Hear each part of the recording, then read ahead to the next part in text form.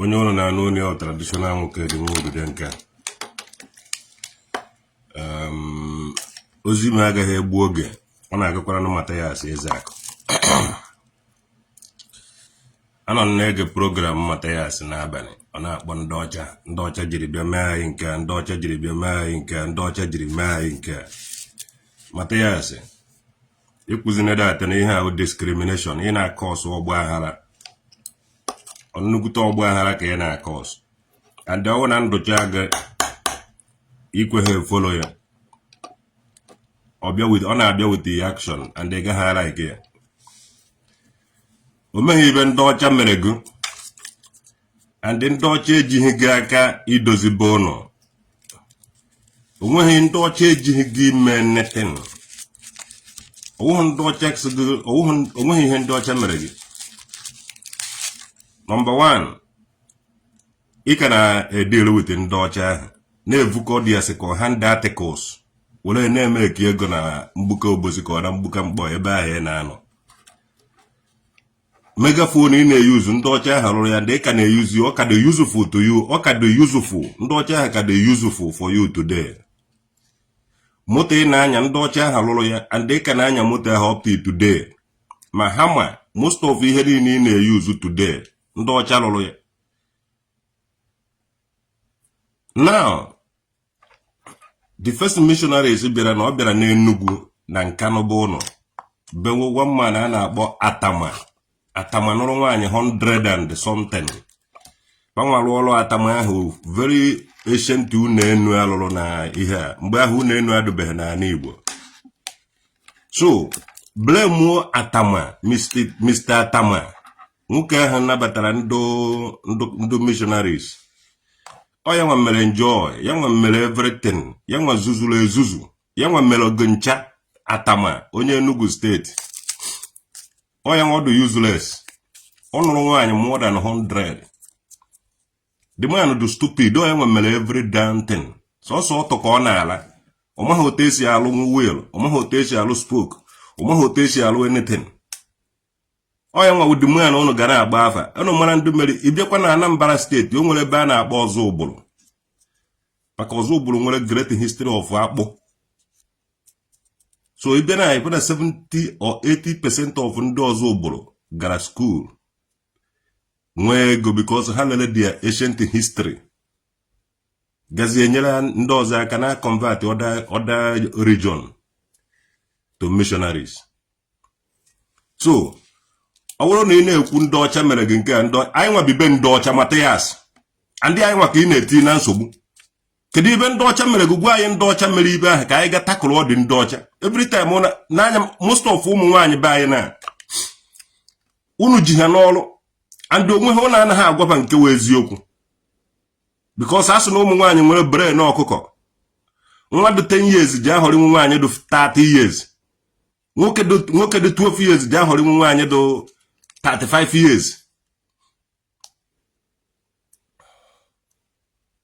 Ifugo na sọsọ ọnụ nke gịwa na ịkara ahụ mụta ọ na-esi akọpụrụ tipa na otu esi akọpụrụ gwongworo anwa bunata ọ dịsị fairly use pass evubata ya na Nigeria ijego kọrọ ya ka ọ gụ na-eje atụ ya be ndị ọcha ọwụ anyị onidiri fairly use article why not anyị nwee ma otu esi eme iron na leja bidokwalụwa ma film ma ihe niile anyị na-alụ ive niile ahụ alụ before nwanne gị nwoke a na-akpa Atama ọ ya lele everything unu ebele mụziri ndị ọcha na-agba nekwana ịchọ kịta ije Abuja ebe flight ị naghị akwụọ ikiri ịchọ ije ebe ọwụ na kịta ịchọ ije kịta Dubai Mathias ị na-eme ibe ka onye 419 omenala na ọdịnala bụ ụzọ eziokwu alụkwụsị ọwụhụ bụ nwa the founder of alụkwụsị wụ Ngozi Chukwuka Adaobi Ijele ọkadigbo Biafra land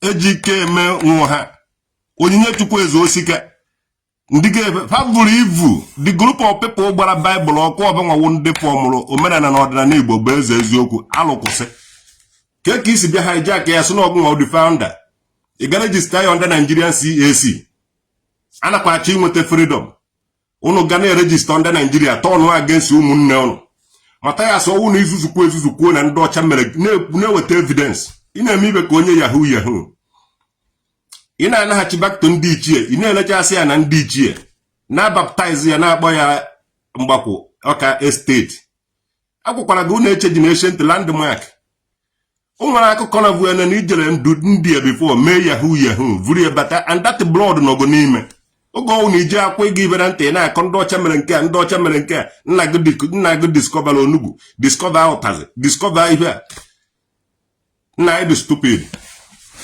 ị na-ejekwa ụkọ Sunday na-ejekwa anakọ mmadụ ihe na-anakọ ego atụkọcha ego were na-eme nonsense iwe gọọmenti kedu ihe iwu ọ dị ancient land ihe a why not ụnụ ịga na-edozi isi ọdịsi ihe a ka ndị ichie be anyị mara datana na ụnụ na-agba mbọ ka ndị ichie be anyị mara na ụnụ na-erekọganize ha ụnụ a na-eje na-emebi isi ibe ibi na ị nara ekwu ndị ọcha mere nke ị na-eme ndị ichie be anyị na-awụ nshi ka ị na-anyụba n'ihu ị na-agwaba na be anaghị eme exist ọzọ Igbo ndụ na ego ndị mmadụ tụkọtara ndị na Amerịka tụọ ego ka ị were zọpụta ndị nọ n'ụlọ ewurogo na-azọ ọzọ Igbo ndụ wụ na ego gị ọ bụrụ na ego gị ka iji azọ Igbo ndụ ị mara na ịwụ ọzọ Igbo ndụ were otuto nye ndị na-adịnye gị ego ahụ ndị na-eweta ego ahụ iji anụ ibe a ọha nwa na-azọ Igbo ndụ ọwụhụgo na-akụgharị ntu na-akụgharị ibe o nwere many people millions of people thousands of people na-eremiti ego na akaụntụ ahụ ịbịa iwere akaụntụ ahụ pestie ya ndị kwụrụ dị ụgwọ ọha nwa ọzọ Igbo ndụ ọwụhụgo nwa ndị niile na-ese ndịrị gị ego ọzọ Igbo ndụ ọbanwa na-emereten na wọk ego ị nakọrọ na Igbo love themselves ị na-eme n'afa Jizọs ịdaburugwa gbabatakwa na omenala na ọdịnala hijack ya alụkwụsị nwanne ị na-eme ibe ka onye ohie ndị omeghe na-atụfuru gị ọnụ akparamagwa gị adịghị good ndị ọcha mere gị nke a mee gị nke ọzọ nna gị discover ọtazi discover ụzụza discover nke a onwekwara nke ị na-ediscover bọsị iji ekwukwe na ndị ọcha mere gị ibe mee gị arrest I arrest you ka ị kwuo dete na ị na-asite violent to the life of people ụmụ nwaanyị be anyị omezighị na-ekwe akwa dị traditional nwoke dị ugwu mana ọ na-ejeghị elu idi ha todo ihe a ibe ọgbenwa nkwụ nda anọ ada ududo nke o ji ọchịa ya ibe eze nwa na ana-edo ọchịa ya postu maazị dibia ọchịa ya postu mmiri enwe ile ọkara akwụ ọchịa ya postu Mathias Ezeaku jere na ihe ọ na-achịa idia ụmụ akpakara dị ngwo ma ọ na-aje achịa idia post nna iwu onwe gị na ana ị ga-atọ na ana ahụ omeghe eji atụfuru gị ọnụ omenala anyị na-eme na omenala ndị ahụ awụghị ofu ibe ịchọọ iwere onwe gị gbuchara from udude nke kendọn na kwuruve ọsịsọ nọnsensị enwe m ike na ebubatara anyị alụba anyị ahụ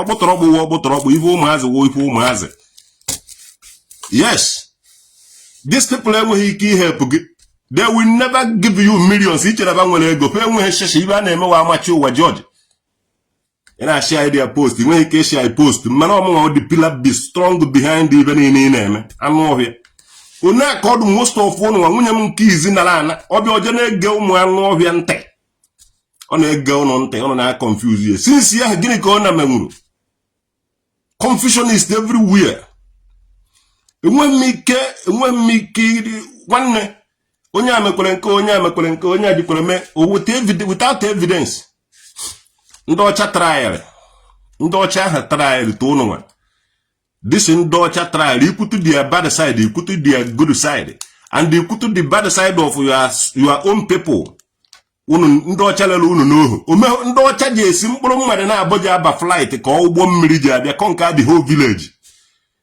without arọ chukwu na ọha ọfịa na abịrịbe na supply ha the ten ịmakwara god this ogo na-esizi ohu unu lere ụmụnne unu to slavery jee na Igbo Ukwu museum ebe ụgbọ mmiri edewere ebe a with onye esime ihe a with history dị behind. Some people mụtara nwa da akpa ntị ele nke ahụ ele some people mụtara nwa ụmụ buru ibu feje ha azụ ele ndị ọzọ unu nwa bido na-ele ụmụnne unu ma ndị unu na-egbu ma ndị unu na-eme mmachụpụ ma ndị unu na-etubu n'ajọ ọfịa ma ndị unu na-eme ihe dị iche iche solution ka e nyere unu akaghị inwe African Americans na ọwụrụ na egburu ha egbu mana ndị ọcha bịara si n'ike n'afọ ya unu dobe edi ya today is another stories akaraghị inwe Haiti ba Suriname Trinidad and Tobago ha. Ndị gasị ha English Guyana, French Guyana, Antillean, Cuba ha. Akara hi all these people today. No wuru na hapụrụ ya alụchukwu na ọhọfịa na-egbu ha egbu. Ọhọfịa udumeze, a na-eme ikpirikpi ọgụ war dance. A na-amapụ mmadụ isi na-egbu ndị mmadụ anyhow. O were iwe were na mgbe echi ji eyivye ji. Ọtụtụ ife mere bayi ya before ndị ọcha anyị fọrọ bụ ibili ekwerebeghị na ndị ọcha awụ mmadụ kabawo. And ọ na-ewe gị iwe na ndị ọcha mere today ife adụ otu a nwanne ya wogbu ogu n'iwe ndị gaghị echeji nwunye. Ụzọ nwaanyị bụ ụnọ nka atama na ebe ahụ ọrụ nwuhe ya. Ebe a ka missionaries bịara n'Enugu bụ ụnọ ahụ. Na anụ ọbịa na-akpa atama mebisiri everything. Ije ha eje gwaba ya okwu. Ị na-abịa ka ị gwaba ndị ọcha mere gịnị, ndị ọcha mere gịnị. Enwere ndị Igbo ndị ọcha zọpụtara. Yes. Enwere ndị Igbo because of ha nwaka ndị ọcha because ha nwaka ọrụ the attention of ndị ọcha. Chineke sendie ndị ọcha ahụ ka abịa rescue you the people. Nwanne mechie ọnụ ya not iwu spokesman of ndị Igbo. Ndị Igbo na-enye gị ego nwa boy ndị Igbo na-enye gị ego ka i were mee all those things. Even niile ahụ imekọtara ndị Igbo nyere gị the money, onwe ego ga-anọghọ dị ya. And ekwuzina because ọ be ndị ọcha ahụ ka ha si eweta dị ego. Unu mekọrọcha ibe unu achọwa onye unu na-eblem. Nke a kịta ị na-eme na omeghị onye iji eblem na. Emechaa ndị ọcha ka iji eblem. Jee na shop gị na ngwa abịa niile nọ dị ya made in be ndị ọcha. Ije na ya adịgo most of ibe niile ị na-eyuzu na ya adị ndị ọcha lụrụ ya. Haters of himself ebe na-akpụ ndị ọcha n'ọnụ moto ị na-anya ndị ọcha mere ya.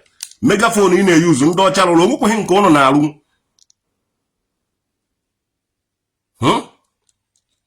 Onweghị nke ụnụ na-alụ na-ezu sọnsọ na-ezu ohi. Ohi ka ụnụ na-ezube anyị. Na-anyụ ndị ichie be anyị nsị n'isi ụnụ na-ele anyị na ndị ichie. And I have served for many purposes in years back. And uche ndị nwede ya na ona dịka na kasavu kwa ibe ahụ ọ na-asavu before. Mana due to unu enweghị the knowledge and the understanding of ndị unu na-akpọ ancestors unu. Unu na-emere ihe masịrị unu. Ị na-anaghachi back to omenala. Ije mepe ụka ebe na-agbakọ every Sunday. Ndị ụka na-eme nke anyị na-eme nke ọzọ. Na akpasukwere m iwe o. Ka nnukwu any day ị ga-ekwu na ndị ọcha mere gị nke a mee gị nke ọzọ ka ị hapụ ikwefute ibe a ndị ọcha mere gị ebido nside apịawa ọba gị azụ. Anyị nọ be ndị ọcha na and anyị most of us anọtechaghị aka hie. Life ndị ọcha dị easy. Ndị ọcha na-awa eweta ibe a na-eme for good unu a na-eme nke unu for bad. Unu na-eje etiri ụmụnne unu nshi na nni. Unu na-eme every damn thing. A na-eme dibia. Anyị bịara ka anyị restore yo ka anyị na-achịkwa back to time ebe ndụ tufu ndị ọcha abịa. Unu na onye pụta ọsị na ọ na-eme ihe dibia. Ọ ga register under CAC. Mmiri enwe ile ọkara agwụ. Ọ ga register under CAC. Akwa ngwere. Register under CAC na ndị Nigeria. Which means unu wa problem of onwe unu. Na ka njụọ na ajụjụ. Ọ bụrụ na ndị Hausa nwere okwu mmụọ niile nọ n'ala Igbo. Ha ga-register ya under one umbrella. Mieti Allah. So unu do so divided. So if unu do. Omenala na ọdịnala bụ ụzọ eziokwu registered under corporate affairs CAC. Igbo of themselves registered under Ifema CAC. Mweze nwanyị Sobari registered under corporate affairs CAC. Ndiga ya eze nwa Nedo registered under corporate affairs CAC. Dibia Mbawalaja registered under Nigerian corporate affairs CAC. Dibia Zuno ofeke dibia ụmụ anụ ọhịa vancha niile register so divided ime ọ na ezuzu onye je mana ndị Hausa na-eje register under Mieti Allah. Ị mara mụ nwa ọdụ register under Mieti Allah. Do you know? Because ha nọ n'okpuru ofu onye ha na-ekwuru ha ọnụ nke ụnụ onwe ha na-enweghị onye isi. Chukwuemeka Eri na Enugu Aguleri ji our certificate for everything anyị nwewu ndị Igbo n'idiri. Ije dị ọdọka gị mana duto isi ukwu ụnụ kwuru na anya ukwu unu chọrọ ịka nna unu chọrọ ivu nna unu ụzọ mụta dị ọbara. O nwere onye na-eje na nke Chukwu Emeka eri ka onye ya certificate ọ ga-eji na-eme ihe ọ na-eme. Onweghị, mana ije ọ ga-enye gị. Mana ọdụ to Maazị Dibia chọziri ede ka Chukwu Emeka eri. Ndị Igbo esighị Israel mana basic from Kemet. Ụmụ anụ ọhịa. Ndị Igbo esighị Israel mana basic from Kemet. Agwu ncha wuruzie agwu ncha. Agwu na agwu dụkwa iche. Nna m ga-eyi these people ụmụ feki unu ga-apụ n'ụzọ. Unu feki. A na-adụ mmanụ unu were fụba n'ama. Unu anaghị akwari ndị ichie ebe anyị ugwu. Ga-adọkasị ihe niile a unu rejista ya na unu ga-aga gwa ha na unu anaghị erejistazi. Yes. Mee ihe otu ekwesịrị ime. Akpọ oku na Sokoto, ndị ugwu niile agbakọ na Sokoto. Akpọ oku na Somewhere na Yoruba, ndị Yoruba niile agbakọta di ya. Mana akpọ oku na Enugu Aguleri, o nwere onye je ekwebịa. Ụmụ isi ukwu ụmụ anụ ọhịa. Unu na-eje rejista, onye ma oje rejista, onye ju unu kweburu ibe niile ahụ unu rejistara. Ọ ga-eyi unu egwu in the due time. Ọ ga-eyi unu egwu, unu ga-agba ọsọ mgbe in the due time. Mathias Ezeaku ọ na-adazi ada. Ọ na-ahọkwara ada na ụdị niile ọgaranya na-ejere ogbe ya ozi. Ọgaranya ọ na-ejere ogbe ya ozi. Mgbe ọ na-eburu ọgaranya ka o bidoro na-atụ akaụntụ, biko nyere onye aka. Ị mara dati na ọnụ ahụ abụrụ gị abịawago oruwego gị ahụ. Ị nazighị eme ite. Eziokwu nna agwa gị ị nazighị eme ite. Ị na-jikwa asịsa ndị ọcha mere gị nke a mee gị nke ọzọ. O nwere onye igburu wayo Mathias, o nwere onye imere 419 abụọ baga ọ na-ebata na-ezogharị n'ọda ị na-enyere ndị Igbo aka. Ome ha ndị Igbo ị na-enyere aka. Ụmụazị Igbo nọrọ na diaspora na-atụ ego na-enye gị ka ị were na-eme ihe a. Imecha gị eso n'ọgụ mere. Imecha gị eso n'ọgụ mere. Kedu ebe nwere osisi na-amịrị gị ego Mathias? Ọkwa ụmụazị be anyị n'obodo oyibo na-agba mbọ. Some of them bụkwa ndị ọcha na-enyebe ego ahụ. Some of them be ndị ọcha ka ha si enweta ego ahụ. Kọba na-enye gị dị mmanụ iji eme ọzọ Igbo ndụ. M na-kwụfu onwe gị n'ọkụ ibe emekwana ihe ị chọrọ ime. Ụmụazị eme mụwafụ gị agba. Na-efucha ọfụ ndị Igbo ka ị na-awụ na ị chọrọ iribe nche. Akwa Igeghe na Enugu bụ ụnụ ka ije bido saịdị ya. Na-efucha ọfụ ndị Igbo ka ị chọrọ ịdabụ. Ime ihe mmavụrụ amarago gị ahụ. Ọ dị ka onwevugo onye nwavụrụ ego ya bifo. Because ebe ọwụ na ị pụrụ bụ o si abịa gị makpụrụ ebe ahụ. I pretend na ụdị na ị na-enye aka ọzọ Igbo ndụ. Nwanne onwe gị ka ị na-azọ ndụ ego ndị Igbo na-espe ibe isi kedo. All this network, all this charity and the network, ọwụghị personal something. A na-emepe n'obodo dị iche iche. Ndị nwere ego a na-eti for ndị je na-eje di ya for the help. Ya ka eji enwe Caritas, Traditionen dị all the ihe ma. Nke gị nwere na-amami na-eme nnọọ emechakwa imekwana ha ofu ibe. Achọ ka eme ihe sị ndị ọcha mere gị nke a mee gị nke ọzọ. Ndị ọcha mere anyị nke a, ndị ọcha mere anyị nke a, ndị ọcha mere anyị nke a. Emekwara ije buy flight jewara Dubai. O jewara India. Flight ndị ọcha ahụ. Ị kara ịkwụ ikiri nna gị. Ị kara ịkwụ ikiri. Ị kara ịkwụ ikiri. N'ebe ndị ọcha ka anyị nọ. Jenu mebe yahoo mebe na peba nọ ndị ọcha mere ndị ọcha emeka ụnụ nke a mmiri enwe ilo. Anyị maka ụnụ na-ezu ohi ahụ. Anyị nwewo ndị ọcha ahụ ụnụ na-akpụ n'ọnụ. Those people wetara ụnụ ụka anọzi. Ịkaghachi azụ ụwa ọnwụ ịga n'ihu bụ ndụ. All the people wetara ụnụ ụka na ala Igbo anwụgo. So ị na-eje edi gị, ị na-edi ivu ọnwụ gị. Because ị kwesịrị ịga forward. Ka anyị marazie ibe ji ụnụ agara n'ihu. Ị na-asụ na because of ndị ọcha wetara ụnụ. Ndị ahụ mkpụrụ n'Afrịka. The missionaries, ha nwụchara be anyị. Ha biri ebe ahụ mechaa nwụọ di ya. So ejezi na-atakụrụ ndị ọcha mere nke a mee nke ọzọ. The people kwuru ka na-eyuzu di ya uno, na-eyuzu di ya ụzọ. Na-eyuzu ihe niile ha lụrụ di ya. Ụnụ ka na-eyuzu ya. Until ụnụ stop use all those things, mechie ya. Mara na ụnụ enwego sensi nke onwe ụnụ. and ogwuna ka ọha no maka mere onye abụrụ tata asọfụkwa ya echi onye ejezi na-ekwu na ndị ọcha mere gị nke ndị ọcha mere gị nke ana kịta edipọt ụmụnne anyị nọ na Germany ife a na-abụ edipọt fa na-atụ ekeghị a na-edipọt ndị Igbo na Germany ọ because of Mathias ezi a na-enye ụnụ violent ụnụ a na-eji a na-asaịtị ụnụ violent emecha ụnụ ezuzuwe ite ikwe ha na ọgbụ aghara imekwa ya n'ike anwụrụba gị nwụna so Mathias ị ga-eji because of you deport a lot of ndị Igbo ndị ahụ nwere ndị anyị sara isi na ndị ọcha mere fa nke a meebe nke ọzọ enwere ike afụ ndị ọcha ha ga-echeta ibe ahụ i mere ama na ụmụazị enweghị the knowledge of ibe a na-ekwuse ụmụazị enweghị the knowledge of ibe eji ajụ ọjịfa ije na-ekwu ya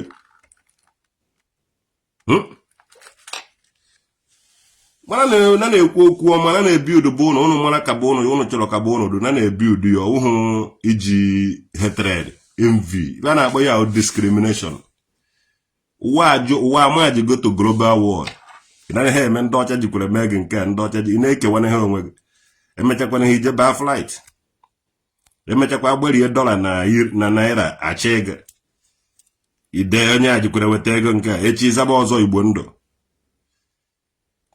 iti go too much problem ibe a na-edipọt ndị Igbo na ibe a na-evunaba anadịghị enyezibe saịn na ọ abịa n'ụlọ ebe aba na-anọ enwere ike anakwa ha anaghị na-eweta aka ndị taịm ndị a ji abịa maka ụgbọ ji afọrịrị na Monday so ọ na-eweta aka very early in the morning Monday ma ọ ha abịa Sunday mgbe ndị mmadụ ji alahụ ụra na-ekwu bịa nwee ike ịgụkọtaba vunashi ya kama je soro go mebe ibe anyị na-eme n'ala Igbo onwe ibe ka ịkọnwụ ị na-ele a na-alụ ya steeti ị gaghị emepụta ya farmland ebe a ga na-akọ ibe ka ụnụ nwee enough food ụnụ ga na-eri ebere oge be abịa bebe tụtụbara ụnụ nri ọ nke a ndị ọcha na-agba ịcha hịọ ebe a ga-eji evunatara ụnụ ka ọ bụ ụnụ nwere ezigbote ana ụnụ na-elechasị n'ala ụnụ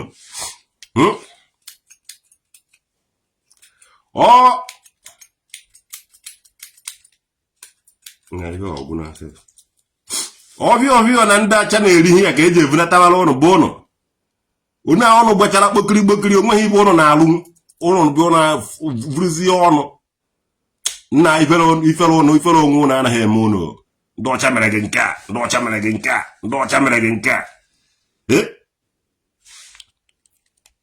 Ikechukwu ọjị ụnụ akpọziri ndị ọcha aba ndị ọcha ejighị ụnụ ịlụ anything.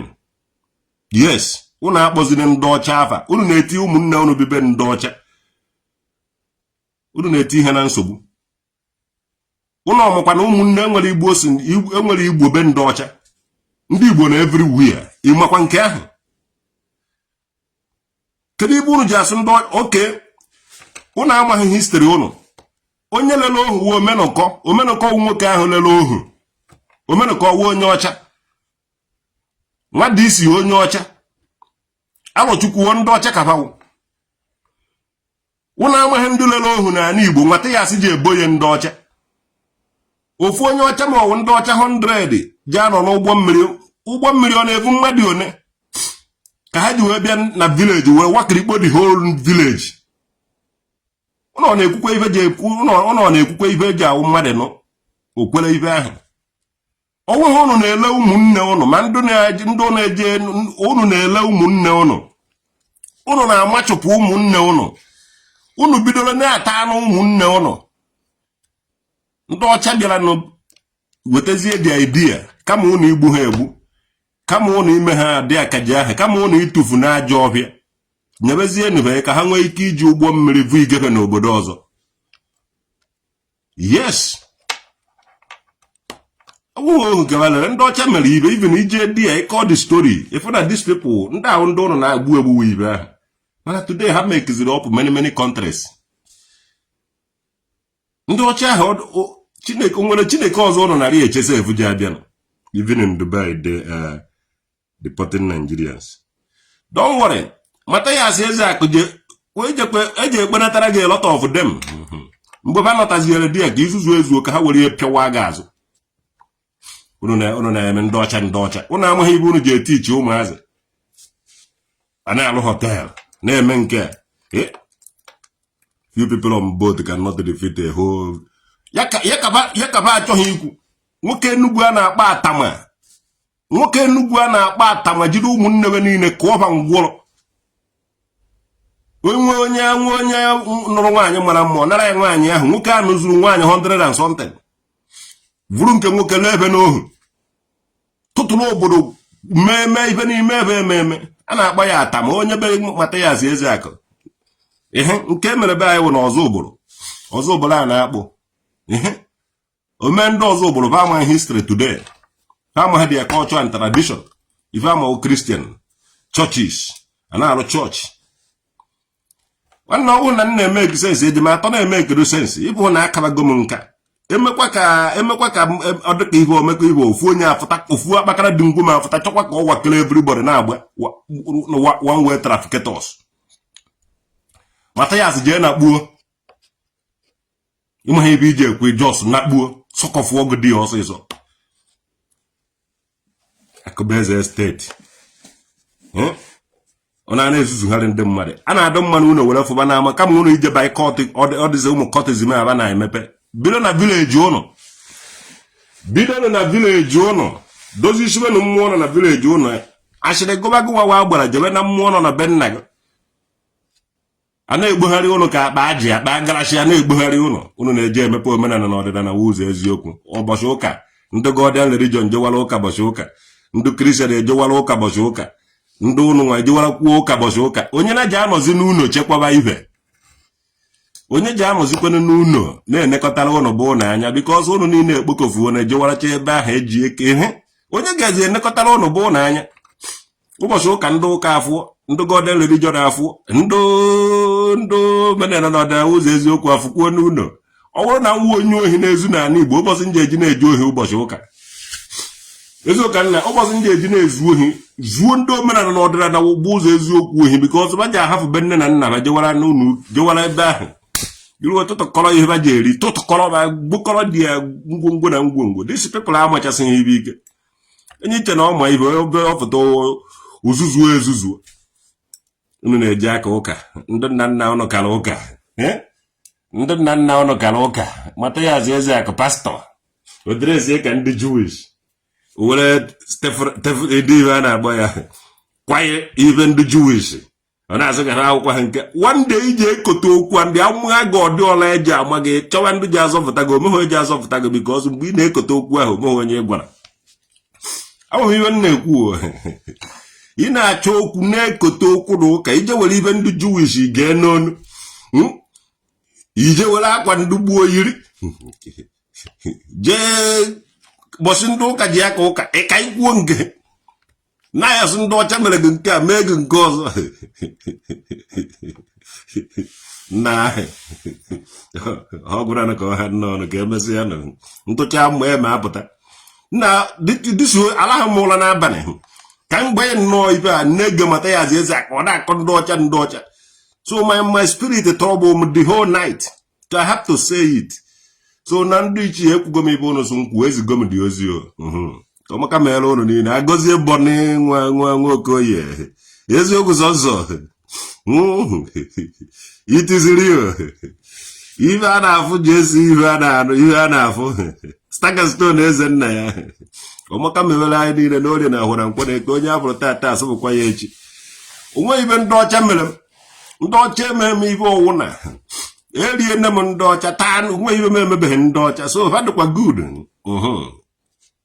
onye nwere good side of ha nwa onwe the bad side of mụnwa ahụbeghị yes mana ahụgo good side of ndị ọcha so ọmaka mere onye ọwụ na ya gazienụ. Thank you very much for listening to me. Share this thing to Mathias Ezeaku ka nnukwazie ka ọ na-ekwu na ndị ọcha mere nke a ma o mee nke ọzọ ka ị mara na ọ gbawa gị egwu agwara ọgwa